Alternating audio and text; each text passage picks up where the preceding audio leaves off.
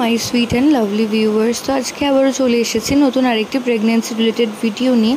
তো আজকের ভিডিওতে তোমাদের সাথে মোট 6টি বিশেষ সিমটমের কথা বলবো। সেগুলো যদি কোনো গর্ভবতী মায়ের শরীরে লক্ষ্য করো তাহলে তোমরা ধারণা করে নিতে পারো যে গর্ভের আগত সন্তানটি একটি ফুটফুটে পুত্র সন্তান আসতে চলেছে। তো প্রথমত যদি দেখো, ফুড ক্রেভিংস, নোনতা, ঝাল এবং টক জাতীয় খাবারের প্রতি গর্ভবতী মায়ের বেশি, তো সেক্ষেত্রে ধারণা করা হয় গর্ভের আগত সন্তানটি একটি ফুটফুটে পুত্র সন্তান আসতে চলেছে। দ্বিতীয়ত, যদি বমি বমি ভাব বা নজিয়া, ভমিটিং এই জাতীয় সমস্যা যদি কোনো গর্ভবতী মায়ের খুব বেশি না থাকে, কম থাকে, তো সেক্ষেত্রেও ধারণা করা হয় যে গর্ভের আগত সন্তানটি একটি ফুটফুটে পুত্র সন্তান আসতে চলেছে।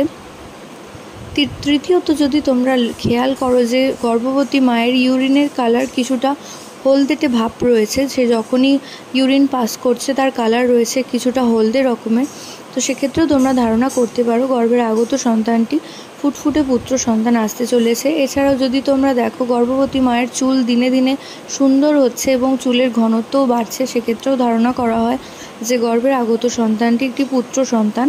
এছাড়াও পঞ্চমত, যদি তোমরা দেখো যে গর্ভবতী মায়ের খিদে পাওয়ার প্রবণতা অনেক বেড়ে গেছে, কিছু মিনিট পরপরই সেই মা খাদ্যাভ্যাস পরিবর্তন হয়েছে এবং তার খিদে পাওয়ার প্রবণতা বাড়ছে, সেক্ষেত্রেও ধারণা করা হয় যে গর্ভের আগত সন্তানটি একটি ফুটফুটে পুত্র সন্তান আসতে চলেছে।